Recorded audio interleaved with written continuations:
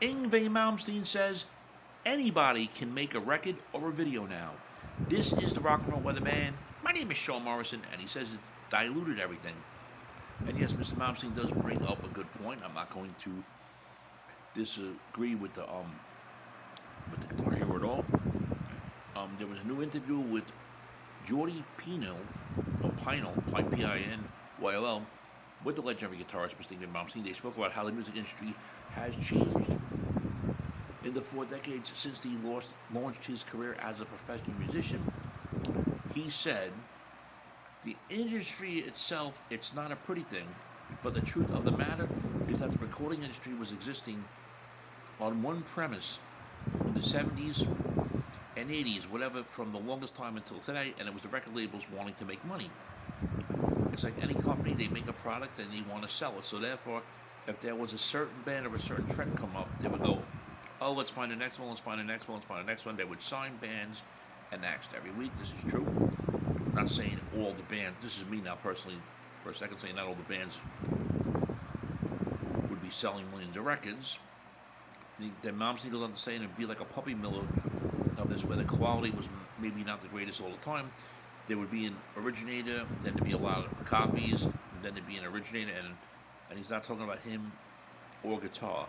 He's talking about styles. When the grunge movement came out, he said it was Nirvana who started it.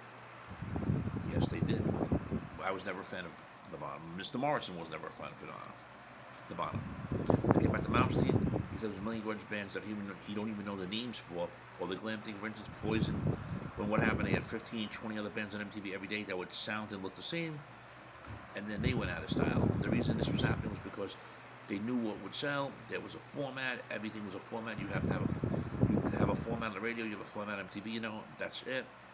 If that changes, you change the acts that you signed in order to make money. Now, the rug was pulled out under this because the product doesn't exist.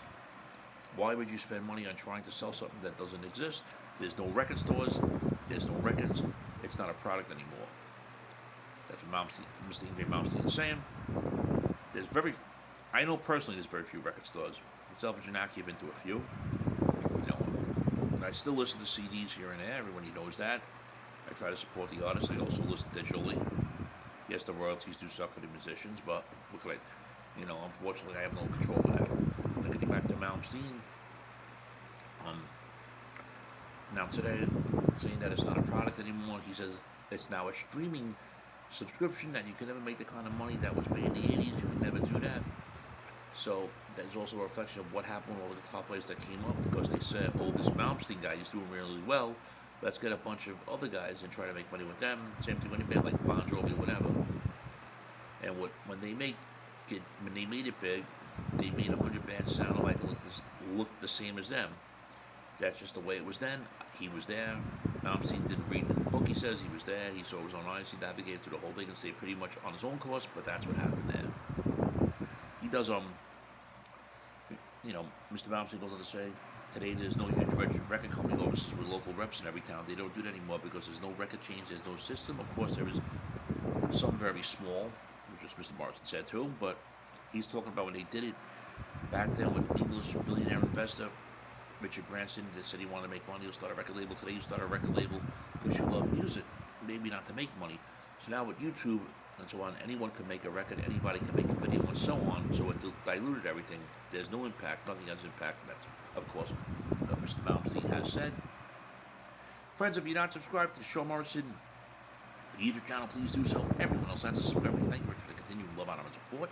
It is greatly appreciated. Another thing Yngwie Malmsteen has said in this interview, he's going to go back further to 1964 when the Beatles came to America. He said they did one TV show and they were the biggest band in the world because there was 2 channels.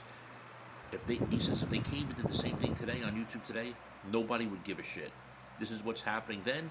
This is what's happening now. So something needs to be done about that, and he doesn't know what. He goes on to say there is a revival in vinyl. He goes, when he was a kid, you went to the tube, you went to the store, you bought a record, you took it home, you opened it up, you played it on the record player. And if you listen and you look at the pictures, it was a big event. Not anymore, it don't exist. It's not like, oh yeah, I'm making a record, but where's the record chain, where's the store, there isn't any. That's what's happening. That's what Mr. Yngwie Malmsteen did have to say when he did this interview with Mr. Jordy Pinyol. I think I'm saying his name right, Pinyol.